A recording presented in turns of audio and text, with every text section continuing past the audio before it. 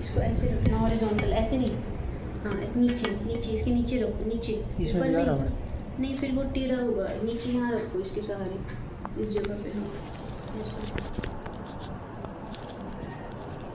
इसे ऑन कर देना, कर दी, ठीक। तो आज हम इसमें आप लोग फिर आपस में इसमें से शेयर कर लेना, ठीक है। तो मॉडिफाई कमांड्स करेंगे। मॉडिफाई के अंदर वैसे तो कई सारे कमांड्स हैं, आज हम इसकी कुछ ऑप्शंस करेंगे और सभी के लिए शॉर्टकट्स हैं। तो सबसे पहला कमांड इसके अंदर हम करेंगे इरेज। इरेज आप पहले से यूज़ कर भी रहे हो, वैसे सिंपल है, इरेज आप यहाँ से ले लो या फिर इसके लिए आप ई कर सकते हो। ये आपसे पूछेगा सेलेक्ट ऑब्जेक्ट्स, मैंने ऑब्जेक्ट सेलेक्ट करा और एंटर किया तो ये ऑब्जेक्ट इरेज हो जाता है। नेक्स्ट कमांड है इसके अंदर कॉपी का। कॉपी के लिए शॉर्टकट है CO। कॉपी की हेल्प से हम किसी भी ऑब्जेक्ट की एक या फिर मल्टीपल कॉपीज क्रिएट कर सकते हैं। तो मेरे पास ये एक ऑब्जेक्ट है, एक स्क्वायर है और ये 1 बाय 1 का स्क्वायर है और मुझे इसकी कॉपीज़ क्रिएट करनी है। तो मैंने क्या किया, कमांड ले लिया कॉपी का, इसको सेलेक्ट किया, enter. Base point, base point वो होता है जहाँ से हम ऑब्जेक्ट को पिक करते हैं, उठाते हैं। बेस पॉइंट आप कहीं पे भी ले सकते हो, आप चाहे ऑब्जेक्ट के ऊपर ले लो या फिर आप कहीं पे बाहर ले सकते हो। तो मैंने एक बेस पॉइंट लिया। अब आपको इसके अंदर एक डायरेक्शन देनी है कि आपने इसे कहाँ कॉपी करना है, ऊपर, नीचे, लेफ्ट में, राइट में। तो आपने एक डायरेक्शन दी, कितनी दूरी पे कॉपी करना है, आपको एक डिस्प्लेसमेंट देनी है। अब इसके अंदर ध्यान रखने वाली बात ये है कि जो भी हम गैप देते हैं ना, वो टोटल गैप होता है। टोटल मतलब कि इसका खुद का जो साइज़ है ऑब्जेक्ट का, प्लस इनके बीच में हमें जो गैप रखना है। जैसे इसका जो साइज़ है वो 1 है और मुझे इनके बीच में गैप भी 1 का रखना था, तो टोटल कितना हो गया 2। तो मैंने यहाँ 2 टाइप किया और एंटर कर लिया। अभी भी आप देख रहे हैं कमांड एक्टिव है, ख़त्म नहीं हुआ। अगली बार जो गैप है वो इंक्रीज़ हो जाएगा क्योंकि सोर्स ऑब्जेक्ट तो यही है, इसी के रिस्पेक्ट में कर रहे हैं। तो लाइक फिर मैंने 4 दे दिया, 6 दे दिया, डायरेक्शन चेंज करी, गैप सेंटर टू सेंटर दे देते हैं तो इसकी कॉपीज क्रिएट हो जाती है। तो सिंपल है, कमांड लिया कॉपी, इसको सेलेक्ट किया, एंटर, बेस पॉइंट लिया और गैप सेंटर टू सेंटर दे देते हैं तो इसकी कॉपीज क्रिएट हो जाती है। अभी मैंने आपको बताया कि आप बेस पॉइंट कहीं पे भी ले सकते हैं, वो उस केस में जब आपने डिस्प्लेसमेंट के लिए वैल्यू देनी है। लेकिन अगर आप इसको स्पेसिफिकली कहीं रखना चाहते हैं तो ऐसे में बेस पॉइंट भी स्पेसिफिक होना चाहिए। लाइक मैंने कॉपी लिया, सपोज इसको यहाँ से उठाया, यहाँ रख दिया, ऐसे ही सपोज यहाँ से उठाया और यहाँ रख दिया, ऐसे ही यहाँ से उठाया और यहाँ रख दिया, एंड सपोज यहाँ से उठाया और यहाँ रख दिया। तो ऐसे में बेस पॉइंट स्पेसिफिक होना चाहिए। लेकिन अगर आप डिस्प्लेसमेंट के लिए दूरी दे रहे हैं तो आप बेस पॉइंट कहीं पे भी ले सकते हैं, आप चाहे ऑब्जेक्ट के ऊपर ले लो या फिर आप कहीं पे बाहर ले सकते हैं। तो ये कमांड है इसमें कॉपी।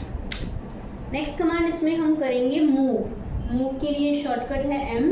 मूव जो है ना वो बिल्कुल सेम कॉपी के जैसा ही है, फ़र्क सिर्फ इतना है कि कॉपी में वो ऑब्जेक्ट भी रहता है और साथ में उसकी कॉपी भी बन जाती है, लेकिन मूव के अंदर वही सेम ऑब्जेक्ट उठ के दूसरी जगह आ जाता है। तो मैंने मूव लिया यहाँ से या फिर M enter, select object enter, base point और अगेन गैप सेंटर टोटल दे दिए यहाँ पे, तो ये मूव हो जाता है। बस उसमें कॉपी होती है और इसके अंदर मूव हो जाता है। अगला कमांड इसके अंदर हम करेंगे ऑफसेट। ऑफसेट के लिए शॉर्टकट है O। ऑफसेट की हेल्प से हम किसी भी ऑब्जेक्ट के पैरेलल, समानांतर दूसरा ऑब्जेक्ट क्रिएट कर सकते हैं। मेरे पास ये एक स्क्वायर है और मुझे इसके आसपास और स्क्वायर बनाने हैं एक पर्टिकुलर गैप पे। तो कमांड ले लेंगे ऑफसेट, आप यहाँ से ले लो या फिर O एंटर कर दो। ये आपसे पूछेगा ऑफसेट डिस्टेंस, कितनी दूरी पे आपको इसको ऑफसेट करना है, आपने एक गैप देना है। इसके अंदर हम जैसे मैंने जो वैल्यू प्रोवाइड की, लाइक मैंने 0.5 दे के एंटर कर दिया। सेलेक्ट ऑब्जेक्ट टू ऑफसेट, किसके पैरेलल बनाना है, इसके specify a point on the side to offset. अब इसमें आपके पास 2 चॉइस हैं, या तो आप इसके ऑफसेट अंदर कर सकते हो या बाहर, लेकिन ऑटोकैड को तो नहीं पता, तो आपको एक पॉइंट पिक करना पड़ेगा। Object to offset, side to offset, object और साइड देते जाते हैं तो इसके ऑफसेट्स क्रिएट होते चले जाते हैं। कहीं गलती हो गई, आपने 1 स्टेप बैक आना है तो अंडू ऑप्शन है, और कमांड ख़त्म करना है तो एग्जिट करेंगे तो कमांड ख़त्म। तो मैंने ऑफसेट लिया, एक दूरी दे दी, ऑब्जेक्ट सेलेक्ट किया, साइड देते गए तो इसके ऑफसेट क्रिएट हो जाता है। अभी आप देख रहे हो कि हर बार आपको ऑब्जेक्ट भी लेना पड़ता है, साइड भी देनी पड़ती है, ऑब्जेक्ट भी लेना पड़ता है, साइड भी लेनी पड़ती है। जब हम ऑब्जेक्ट को सिलेक्ट करते हैं ना तो यहाँ पे हमारे पास एक मल्टीपल ऑप्शन आ जाती है, हम एंटर करेंगे, बार बार ऑब्जेक्ट सेलेक्ट करने की जरूरत नहीं पड़ेगी, आप सिंपली पॉइंट पिक करते जाओ तो इसकी मल्टीपल ऑफसेट्स क्रिएट हो जाएगी। तो हमने क्या किया, ऑफसेट लिया, एक दूरी दे दी, ऑब्जेक्ट सेलेक्ट करो और मल्टीपल ऑप्शन ले लो, तो एक ही बार में आप मल्टीपल ऑफसेट्स क्रिएट हो जाएंगे। ठीक, अब इसमें कुछ और ऑप्शंस भी आती हैं। सपोज मेरे पास यहाँ कुछ ऑब्जेक्ट्स हैं, मैंने कुछ सर्कल्स बना लिए सपोज, और एक लाइन है, मुझे ये बोला जाए कि आपने इस लाइन के पैरेलल और लाइंस बनानी हैं इन सर्कल्स की प्रोजेक्शन में, इनके नीचे नीचे, बट मुझे ये नहीं पता कि इनके बीच में गैप कितना है। अगर गैप पता होता तो मैं ऑफसेट डिस्टेंस देके कर लेती, बट गैप पता नहीं है। ऐसे में जब हम ऑफसेट लेते हैं ना तो यहाँ पे हमारे पास एक थ्रू ऑप्शन आ जाती है। थ्रू के लिए हम टी एंटर करेंगे, सेलेक्ट ऑब्जेक्ट टू ऑफसेट, किसके पैरेलल बनाना है, इसके, स्पेसिफाई थ्रू पॉइंट, किसकी प्रोजेक्शन में, इसकी, object to offset, through point, object to offset लिया, मल्टीपल के लिए एम एंटर किया और पॉइंट पिक करते जाते हैं तो इसकी मल्टीपल ऑफसेट्स क्रिएट होते चले जाते हैं। ये दोबारा बताती हूँ, ऑफसेट, थ्रू, ऑब्जेक्ट सेलेक्ट करो, पॉइंट पिक करो, ऑब्जेक्ट सेलेक्ट करके मल्टीपल ऑप्शन ले लो,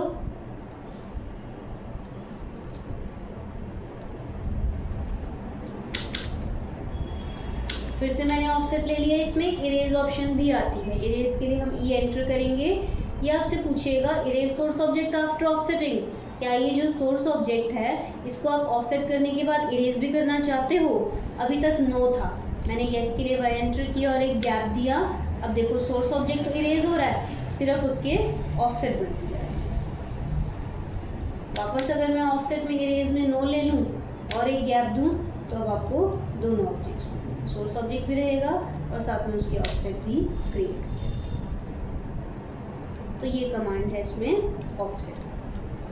अगला कमांड इसमें हम करेंगे रोटेट। रोटेट के लिए शॉर्टकट है RO। रोटेट की हेल्प से हम किसी भी ऑब्जेक्ट को एक एंगल पे रोटेट कर सकते हैं, घुमा सकते हैं।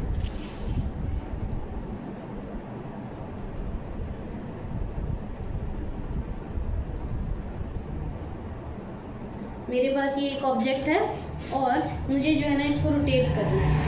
मान लेंगे रोटेट, यहाँ से RO enter, select object enter. ये आपसे पूछेगा बेस पॉइंट, इसमें आप जिसको भी बेस पॉइंट लेंगे वो पॉइंट तो फिक्स रहेगा और उसके रिस्पेक्ट में ये पूरा ऑब्जेक्ट रोटेट हो जाएगा। फिर ये आपसे एंगल पूछता है, मैंने एक एंगल दिया एंटर, तो ये उस एंगल पे रोटेट हो जाता है। अब सपोज मेरे पास ये एक लाइन है, मुझे ये बोला जाए कि इस ऑब्जेक्ट को आपने कितना रोटेट करना है कि इसका जो एंगल है ना वो इस लाइन के एंगल के बराबर हो जाए। बट ना तो मुझे इसका एंगल पता है और ना ही मुझे इसका एंगल पता है, मुझे तो बस ये पता है कि इसको इसके बराबर करना है। तो रोटेट बेस पॉइंट मैंने सपोज ये ले लिया। बेस पॉइंट लेने के बाद यहाँ पे एक रेफरेंस ऑप्शन आ जाती है, मैंने आर एंटर किया। रेफरेंस एंगल मतलब एक बेस एंगल बताओ जो ऑलरेडी है, मैंने इसके 2 पॉइंट्स पिक कर लिए। न्यू एंगल मैंने यहाँ क्लिक कर दिया तो इसका जो एंगल है वो इसके बराबर। तो मैंने ले लिया रोटेट, इसको सेलेक्ट किया एंटर, बेस पॉइंट ये ले लिया। रेफरेंस के लिए आर एंटर, रेफरेंस एंगल इसके 2 पॉइंट्स पिक कर लिए और न्यू एंगल यहाँ क्लिक कर दिया तो इसका जो एंगल है वो उसके बराबर। और एक इसमें कॉपी ऑप्शन भी आ जाती है, आपने रोटेट लिया, इसको सेलेक्ट किया एंटर, बेस पॉइंट, कॉपी के लिए सी एंटर और एक वैल्यू देंगे तो अब आपको दोनों ऑब्जेक्ट्स मिल जाएंगे, सोर्स ऑब्जेक्ट भी रहेगा और साथ में उसकी कॉपी भी क्रिएट हो जाएगी। अगला कमांड इसमें हम करेंगे स्केल। अभी जितना मैंने कराया उतना काफ़ी है या आगे करा दूँ? करवा दूँ, बताओ जैसे हैं। कल तो इतना कुछ खास कराया नहीं था इन्होंने, आपने वीडियो नहीं बनाई थी कल? नहीं। कोई नहीं है, बीच में कभी करा दूंगी आपको। तो अभी मेरे को बताओ इतना काफ़ी है या आगे कराऊं? ठीक है, तो अगला कमांड इसमें हम करेंगे स्केल। स्केल के लिए शॉर्टकट है SC। स्केल की हेल्प से हम किसी भी ऑब्जेक्ट की ओवरऑल वैल्यू इंक्रीज या डिक्रीज कर सकते हैं। ओवरऑल मीन्स कि जब मैं इसकी वैल्यू बढ़ाऊंगी तो ये लेंथ में भी बढ़ेगा और विड्थ में भी बढ़ेगा, और जब मैं इसको घटाऊंगी तो ये लेंथ में भी घटेगा और विड्थ में भी घट जाएगा। तो जैसे मेरे पास ये स्क्वायर है 1/1 का, मैंने कमांड लिया स्केल, इसको सेलेक्ट किया, एंटर, बेस पॉइंट, जिसको भी बेस पॉइंट लेंगे उसके रिस्पेक्ट में स्केल होगा ये। फिर ये आपसे पूछता है स्केल फैक्टर, मैंने सपोज स्केल फैक्टर दे दिया 3 और एंटर कर दिया, तो अभी 3 टाइम्स हो गया, 3 गुना हो गया, मतलब 1/1 का, तो अब ये 3/3 का बन जाएगा। अब इस 3/3 के स्क्वायर को मैंने फिर से लिया स्केल फैक्टर, मैंने बेस पॉइंट लेके इस बार 2 दे दिया, तो अब ये 2 गुना हो गया, मतलब 3 का था, तो 3 × 2 6 का बन जाएगा। आपने देखा कि जब मैंने इसकी वैल्यू बढ़ाई है तो मैंने इसको मल्टीप्लाई किया है, जब मैं इसको घटाऊंगी तो मैं इसको डिवाइड करूंगी। जैसे ये 6/6 का स्क्वायर है और मुझे इसे 1.5/1.5 का बनाना है, तो हम क्या करेंगे, जितने का बनाना है 1.5 का बनाना है